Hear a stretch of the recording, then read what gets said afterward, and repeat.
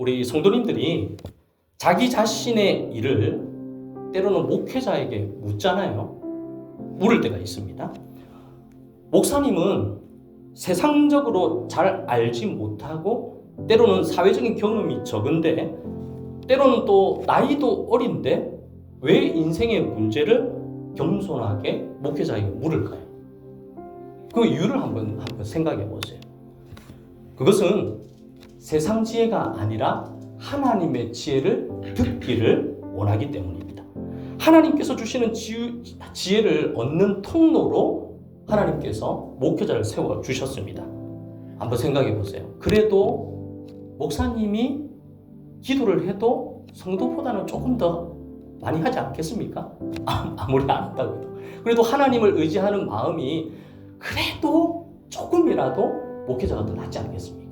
그런 의미에서 어떻게 보면 목회자에게 이런 질문을 하는 것은 바로 하나님의 지혜를 듣기를 원하고 판단하기 위해서 묻는 것입니다.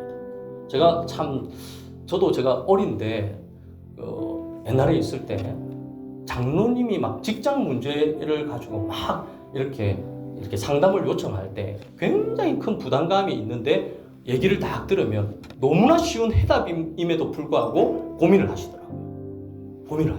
뭐 가령 이런 거예요. 목사님 주일날 결혼식이 있는데 예배를 빼먹고 가야 되겠습니까? 말해야 되겠습니까? 그러더라고요. 아니 예배 드리고 늦어도 예배 드리고 가도 됩니다.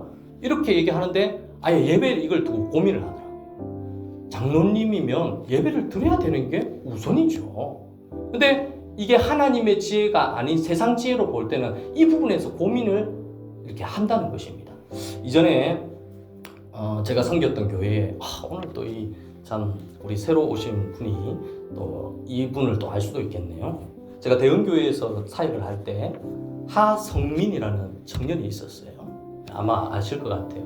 하성민이라는 청년이 있었는데 이 친구가 어느 날 저를 찾아와서 직장 문제로 의논을 한 적이 있습니다. 개명대 상담학을 이렇게 공부하는 학생이었거든요. 상담 관련한 아르바이트를 열심히 하고 투잡을 뛰었어요. 공부도 하고 또 일도 하고 그리고 두류동에 있는 홈플러스 그쪽에서 이제 아르바이트를 하는데 이 주류 관련된 이 매장을 이제 그 아르바이트 하는 그 청년이 담당을 했습니다. 근데 얼마나 성실하게 그 일을 담당하고 매장을 관리를 했는지 그 주류 관련된 쪽에서 일하는 높은 지위에 있는 분이 이 친구의 성실함과 일하는 모습을 보고 스카우트 제의를 했어요. 스카우트 제의를. 너무 일을 잘하니까. 근데 그 조건이 뭐냐면 대학생인데 자기가 꿈꾸고 있는 비전보다 더 좋은 조건으로 또 대학을 다니면서 또 이 일을 하면서 공부를 할 수 있도록 배려를 해주겠다 하고 한번 같이 일을 해보자 이렇게 얘기를 했다고 합니다. 근데 사실 이런 조건으로 자기의 어떤 꿈을 이룰 수 있는 그게 쉽게 찾아오는 것이 아니기 때문에 뭐라고 했냐면 하나님이 주신 기회다. 그렇게 생각을 하고 이미 자기는 답을 정해놨습니다. 그러니까 답을 정해놓고 그때 당시 저에게 상담을 왔습니다. 근데 상담을 왔는데 그때 당시에 제가 그 얘기를 듣고 그게 이제 성민 형제인데 딱 듣고 나서 제가 한 말이 첫 번째 뭐냐면 성민 형제 그건 아닌 것 같습니다. 다 그렇게 얘기했어요.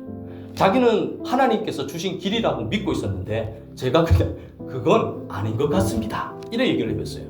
왜냐하면 저는 이유가 분명했어요. 그 형제의 꿈이 아니지 않습니까? 그래 얘기했어요.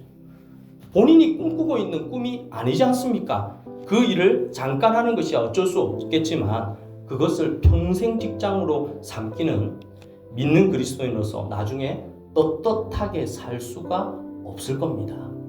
그 얘기를 하고 나서는 이 얘기를 듣기 전에는 전혀 고민을 안 했대요.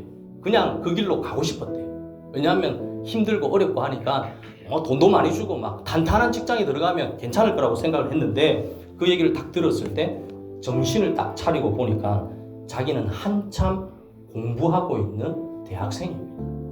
상담학 쪽으로 공부를 열심히 하고 있는 학생인데 이런 고민을 할 이유가 없는데 갑자기 그 스카우트 제의가 들어와가지고 성공에 대한 유혹의 눈을 물리치지 못하고 잘못했으면 그 길로 그냥 가버렸을 수도 있었던 것입니다.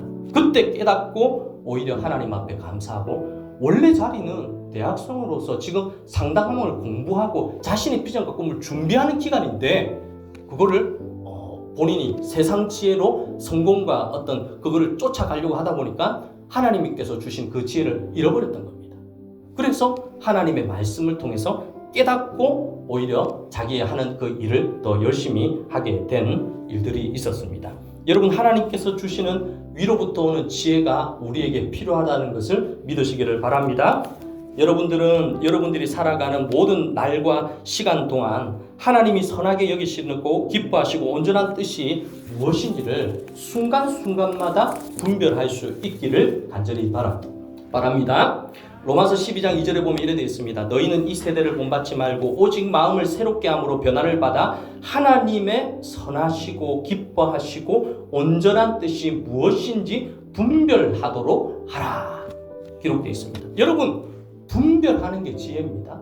분별해야 됩니다. 죄의 본성을 가진 인간들은 항상 죄의 관점에서 선악을 분별하는 거예요. 이것도 제가 예전에 한번 노트에다가 이 부분을 연구를 한다고 굉장히 많이 글로 적었던 기억이 있습니다. 여러분, 죄의 본성이 가득 찬 사람은 죄의 관점에서 선악을 이렇게 분별합니다.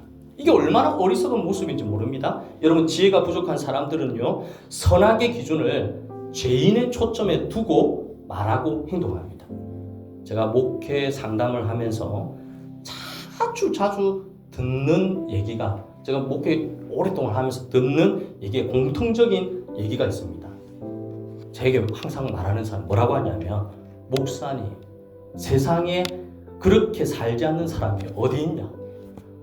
이 얘기는 상담할 때마다 이 얘기는요, 뭐 어린아이부터 어른까지 항상 그 얘기를 합니다.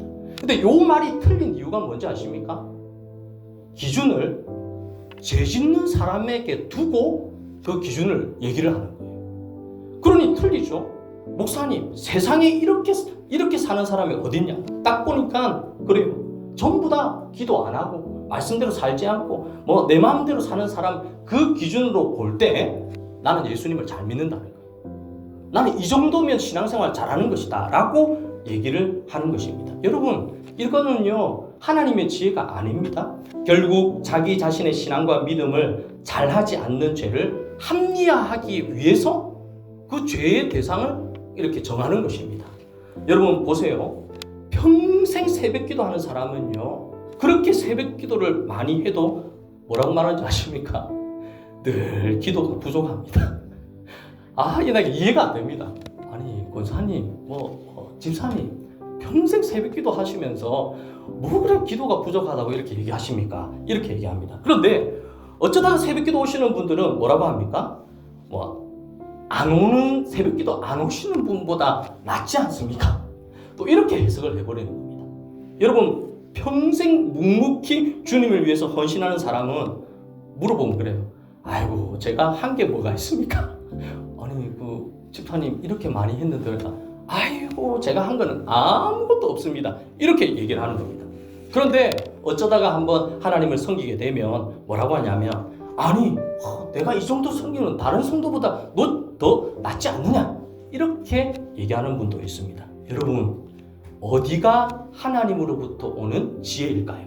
여러분, 우리가 판단할 수 있기를 하나님께서 바랍니다. 그리스도의 몸된 교회에 주시는 지혜는 특징이 바로 17절, 18절에 나오는 것입니다. 오직 위로부터 난 지혜는요, 성결한 것입니다. 화평하는 것입니다. 관용하는 것이고 양순한 것이며 긍휼과 선한 열매로 가득 차게 되는 것이고, 결국 이것을 통해서 하나님의 화평이 교회 가운데 이루어지는 것입니다. 그러므로 우리 성도님들, 하늘로부터 오는 지혜를 오늘부터 간구할 수 있기를 바랍니다. 무엇으로 심든지 그대로 거두리라. 우리 교회가 화평으로 심고 하나님의 은혜로 많은 것을 심어서 올 한 해 하나님으로부터 오는 지혜로 더욱더 부흥하는 교회가 될 수 있도록 기도하며 믿음으로 나아가는 주님의 자녀들 다 되기를 예수님 이름으로 축원드립니다.